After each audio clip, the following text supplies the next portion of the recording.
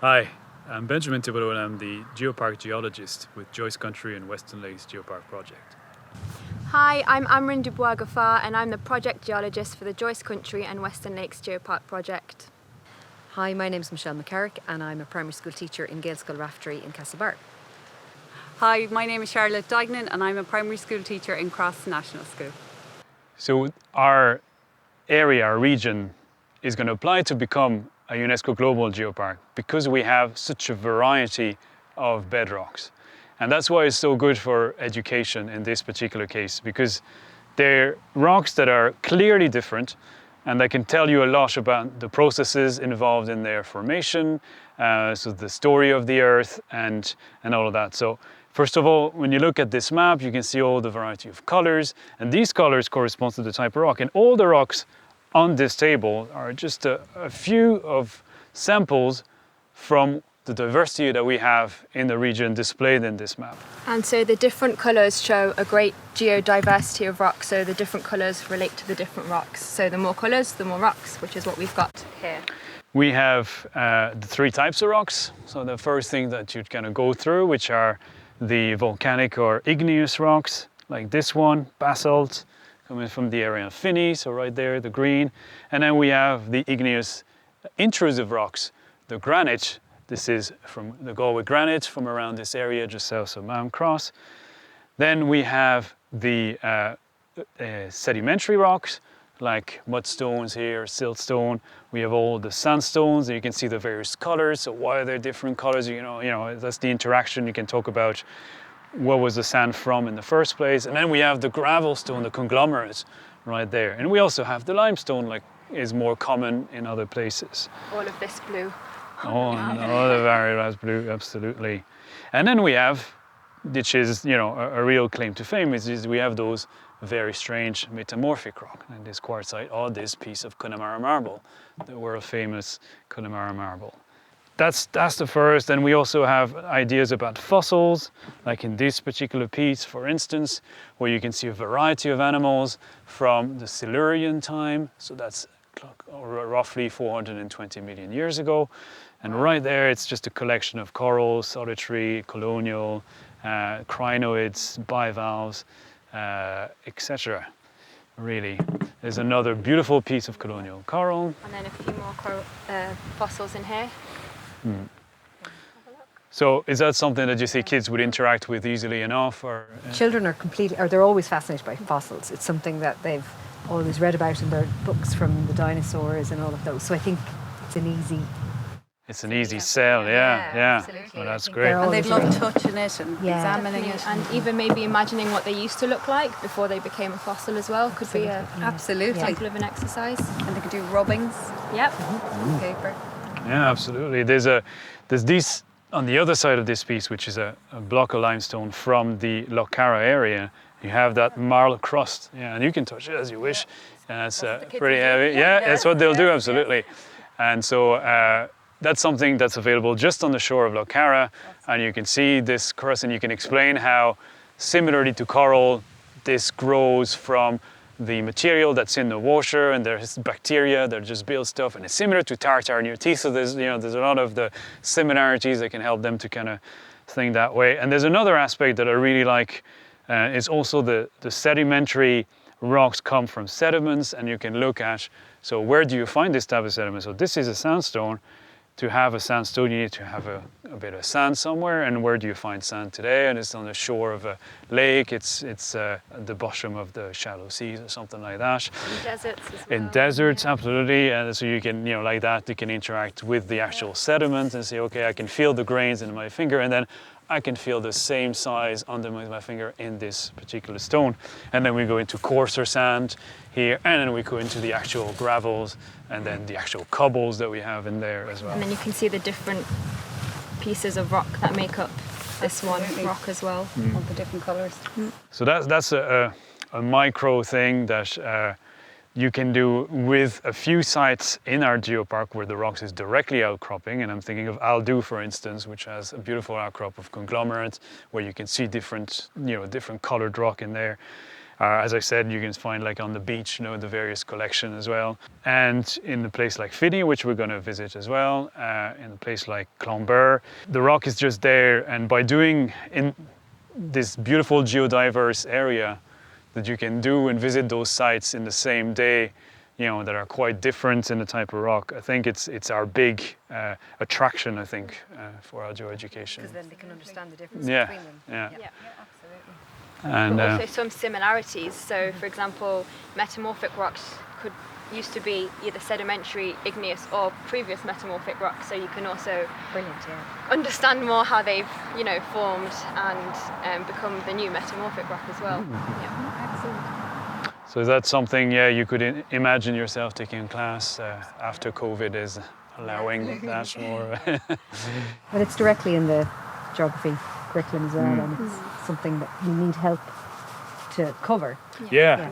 And is this because the lakes, like you've got Lochmask and Loch Carrick, both have limestone on one side and then loads of other type? Is that why it's such an interesting area? Yeah, essentially those two lakes are really the marker of the groundwater of all this catchment area of East Galway, East Mayo, where all the water runs either into the lakes or underground and then just collect into those lakes. And there's about 20 or 40 meters actually of height difference between Lochmask and Loch Carrick, but you can see like that how they're directly linked with the amount of rain and and the collection, and they're abutting these rocks that are very different, and so the water doesn't go into them in the same fashion.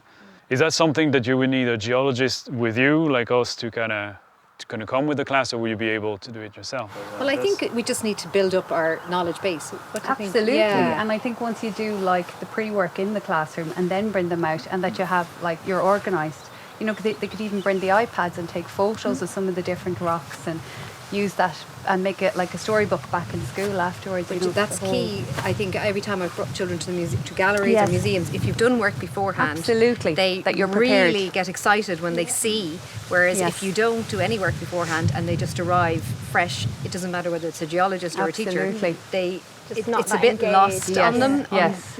In the real world. Yeah. Whereas actually, I think a little bit of work beforehand is really Absolutely, helps. and be planned. And it'd be good to have some kind of a card maybe with the different types of rocks. That you could give the children something kind of not too complex that they could identify themselves, Yeah. and then they're Yeah. discovering, Yeah. and it's hands-on. Yeah. So maybe like a flow chart. Does this rock have grains? Absolutely. be Oh, and they perfect. love Yes. those Yeah. kind of Yeah. charts. Yeah. Absolutely. Well, we've got some work to do, Ben. Yeah, that's up for us soon. So I think what we're going to do before we head off to our next area would be to kind of see how lucky we are that in the little stone wall at the entrance of our office here in Tourmakeedy, we actually have very clear, different sorts of fossils, which could be an easy activity that the kids kind of hunt for them, at their own leisure with a little activity chart. So one activity that's easy to do in all weather, like in this particular time, is fossil hunting. And no better place than here in Tourmakeedy, just in front of our office. We're lucky to have in our stone-faced wall there rocks that are sandstone, that are what I believe is from the Silurian times, so before about roughly 420 million years ago, and they have a collection of fossils in there. So very quickly we did this quick chart. We have a number of pictures for the various types of fossils that you or school children could search and find in here. So in particular, we start with this beautiful fellow there, a solitary coral sticking in from the rock because of the different type of material it's made of. But we have a collection of other things, including these more subtle trace fossils and bits of shell. And here again, right there, collection of bivalves that look like tiny scallops with a bed of algae just underneath them. So there's just these things that can be looked at and found again and ticked, as people find them, and we can also kind of go back to the type of biodiversity that was at the time and what kind of animals, what they looked like before they turn into fossil, then the whole notion of, preservation of those fossils, the taphonomy that goes between a living animal and then these traces left in the rocks. And there's a big emphasis in the curriculum on using evidence, collecting evidence, and working as a historian and working. And so this is working as a geographer. So this is exactly the that building blocks, skill. Yeah. A bit of detective work. It's out of context, but it helps because it's all in together, and so it kind of brings the idea of the wealth and the richness of that biodiversity you can find in the various types of rocks. You can even then see how maybe the organisms have changed through time. So, for example, these shells here that Ben pointed out, do they still look like the shells we'd find on the beach now? Are they different? If not, why? And asking all of these questions. And it's also any stone wall that you find, you can also try and repeat this as well. So wherever you are, not just in Tormakidi, Not just in Tormakidi. No, it's true, and it's something that a lot of our towns are built with the local limestone. The local limestone contains a lot of fossils as well. It's fossils that are younger than these, by about 70 million years, but there are still quite a variety of them, and we'll see a bit when we go to Clonbur the type of fossils that you catch, including some colonial corals as well, some solitary corals, some sea snails, some bivalves, and if you're very lucky, a bit of trilobites as well, which are ancient arthropods, or insects that lived in the sea. Okay, so here we are at the Finney outcrop. It's a pillow basalt, and these formed from an underwater volcano that would have happened here. And you can see these distinct shapes here. And here is a great location to see these because they're in 2D, but they're also in 3D, and we can pick these 3D shapes out from the way they've been weathered. So as I said, this will probably be a cool factor for the kids when they come here, because this was a volcano, underwater eruption that formed these pillow shapes on the sea floor. And if we look carefully, we'll be able to see these small holes called vesicles, and these were formed by escaping magma when the rock was solidifying. And so that's another exercise maybe to draw the pillows, to count how many pillows there are, to again the colouring like with the fossils, sorts of the exercises perhaps that could be done here. So this is lava cooling Exactly, yeah. So in those pillows. yes, Yeah, the way they formed, they formed quickly, and so it's a basalt. It's a fine-grained igneous rock called outside of the surface of the earth, so they're extrusive rocks, and they form these pillow shapes that we see here. Quickly in the sense like that because it's underwater, it's so quick that the outside of those shapes are solid quickly, but the inside is still warm and liquidy. And so you have one formed, and then the inside will still want to push out, and there'll be another one just glowing on top of it. And you see them, there's videos of them on our website, for instance, where you can look at them forming in Hawaii today. So these pillow basalts, and as Amrine was saying, the gas is what really kind of brings them up, because the gas inside, just like, and you'll see more of the gas vesicles on the outside. And you can see you could make irregular shapes and get the children to find like the length and the perimeter and the area of the 2D shapes, the irregular shapes on it. Yeah, that's another thing you could do. Yeah, combining all those things, that's a great idea. And another one is how the interaction between bedrock and soil, for instance. We have little bits of soil there, and as we'll go next into limestone, it's a particular type of soil that's more alkaline, but in here it's more acidy. And that's why we have the growth of the peatlands in particular in the area. And we have, we can recognize some of the species, for instance, like we have this beautiful heather, and those things grow more in those acid soil. And so that might be something that you can pick up again, not only from the outcrop, but from the landscape behind you as well, and see if you can see differences in the colour of the fields. And that will be science, because acid, alkaline, and tying in with rocks and plants would be really excellent. Yeah. And another thing you can do at this location is actually just looking at the landscape, so seeing what's in this area, picking out natural features such as the hills, the mountains, the rivers, maybe from the source down their path. So not only do you have an outcrop where you can do specific activities, but you can also look at the landscape as a whole. And of course it's also a glaciated landscape, so the U-shaped valley as well that we see here. And they could take pictures of the area and maybe sketch. You can see the river there. They could make maybe 3D journeys of the river when they go back to the class, with the meanders and the source and where it would fall then into the lake. There's a change in colours in the landscape that's quite nice as well to look at. There's a fault line that runs on this range of the rocks. So if you put the kids in front of the largest puff, for instance, on the north side of Loch Nafui and look across south, you might see like a division with lighter rocks below and darker rocks above, and that's, you know, so why is there the fault lines between, you know, it's more complex, but again it kind of tells about the connection, you know, there's colour, there's soils, there's everything else. And one activity I did earlier on this year was painting outside, painting on plein air, and like they, you know, it's an art activity, but the children, and it is, you know, obviously then the wind takes the page, and but that is part of the learning of, you know, and the style as well. Absolutely. And this would really lend itself. It's very picturesque. beautiful. But even sketching is a key Sketching, skill, yeah, exactly. yeah, And, yeah. Absolutely. Yeah. you know, close up, far out, you've got it all Absolutely. at this location. So we are now in the limestone pavement on the shores of Loch Mask, just in the Clonborough Woods. So this is public land, this is Quilcha owned, and you can access this very different type of habitat and landscape, and bring a class to really kind of explore the variety of you know, shapes. First of all, there's loads of shapes.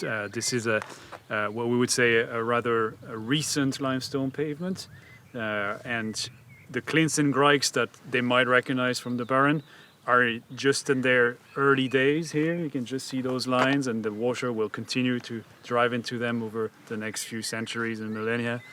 But you have those weird epikarst features, and karst is the term that we give to, you know, those large landscape features when water dissolves the limestone and creates those caves and those swallow holes. But when it's just at the surface, it's an epikarst, you know, and that's just the term we use. So this is what called egg box pitting, all those little holes in there. We also have the larger, I'll just pick that one and put it back. The larger ones here, those big tubes that look like they've been drilled by a machine, they're called Roran Carron or tube Carron. And these are of a particular shape, really linked with the waters of the lake. And finally we have those sockets there and here as well, where those boulders, which are clearly of different rocks, and the kids can pick that up as well, different color, different texture, they don't have those shape on them. So you can explain a bit about the Ice Age, bringing them here, dropping them, but then they interact as well with the surrounding limestone, because the water that's underneath it doesn't dry as quickly as the water further out, and so it has more dissolution effect, and, you know, the stone eventually will kind of drive inside the surface, and that's what we call boulders and sockets in here. So yeah, and it's a class place. It's very different. It's a real kind of playground to me. There's concerns about conservation, so you can also kind of bring that into the kids and say, you know, listen, these are in their particular place. They create a habitat. You know, it's you know, you have to respect and leave them. They leave no trace kind of principles. And so the interaction between the water of the lakes, the soils, the plants, the animals that live here. The you know, habitats you see, like in the clints and grikes there, you can see specific plants coming up. So that's something that you can have a look at, which types of plants are more common, because these are formed then protected environments, and some species then exploit these and have their own little ecosystems in them too. Even just to bring out pen and paper and sit down and just creative writing, what can you imagine was here before? What observations can you make? You know, it's And super. observation is a key skill of science as well. So Absolutely. And that really hit us when we arrived first. The sensory, this is a very, very particular landscape. It's very unusual. It's quite like the moon, I'd imagine they would say, and it's a very sensory place. So it would be really nice to do the arts in this, you know, through any of the languages or drawing and music, anything. Just the arts would be good. It would really lend But itself. even The sounds are good. Even all the sites you've brought us to today, like you could do a huge literacy project, like with create a tourism booklet, you know, promoting how can you develop the area, how can we sustain it, how can we protect it. I mean, there's so much work in there with that. What did you find out? What do you know? Yes. To replace us in the future. Absolutely. You know, let them create like a tourism type booklet. Absolutely. Promote. It's compact. And we can see fossils in here as well, Yeah. as we saw with the wall outside Tormakidi. Obviously it's a different rock type Yes. here, but obviously it's always fun to look for fossils, the different ones you can find.